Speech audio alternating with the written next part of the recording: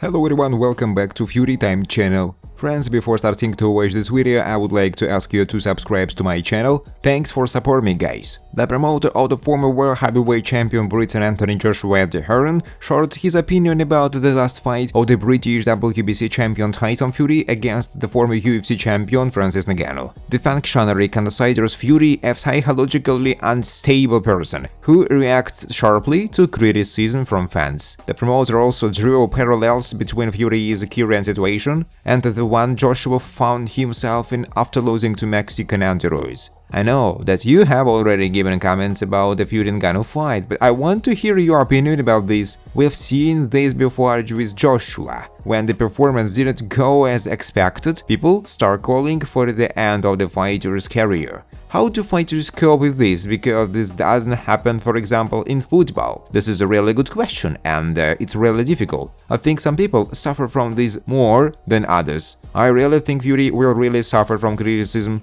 I think he is such a cheerful person, but you saw how he refused to communicate with Talk Sports, didn't hold a press conference after the fight. I don't think he likes criticism, but he also needs to understand that it will pass. If you are in such a position, if you are at the top of the sport, and especially when you are owing such money and performing this way against a guy who has never boxed before, you can't help but expect criticism. But it's difficult when you give your all and love sports. Look, I saw something like this when Joshua lost to Ruiz. I couldn't believe it. They said that this guy sucks, a disappointing fighter.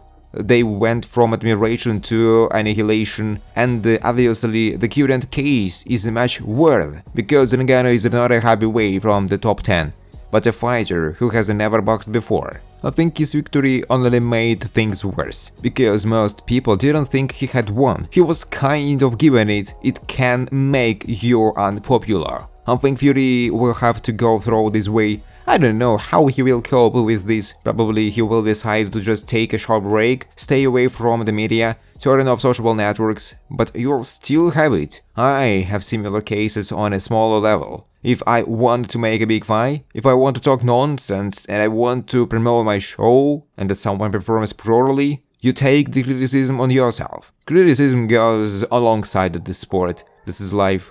Hearn said. Former world heavyweight champion American Deontay Wilder has spoken negatively about his former rival Tyson Fury. Wilder also appreciated Fury's past performance against Ngannou. Deontay quoted his fans, who said that Fury had beaten him twice because of some kind of leaning in his lows. I didn't even have a chance to really watch the fight. I received a lot of messages. People called and asked about the fight, especially after the knockdown. Many people have tried to understand how this could happen. So they wrote to me, maybe he really cheated against you. Maybe he had something in his gloves then. Plus, they read to me that Fury lost and boxing became boring without me, and the heavyweight is not as good as before. So I will be back, Deontay Wilder said. Francis Ngannou explained why Tyson Fury agreed to a boxing fight with him.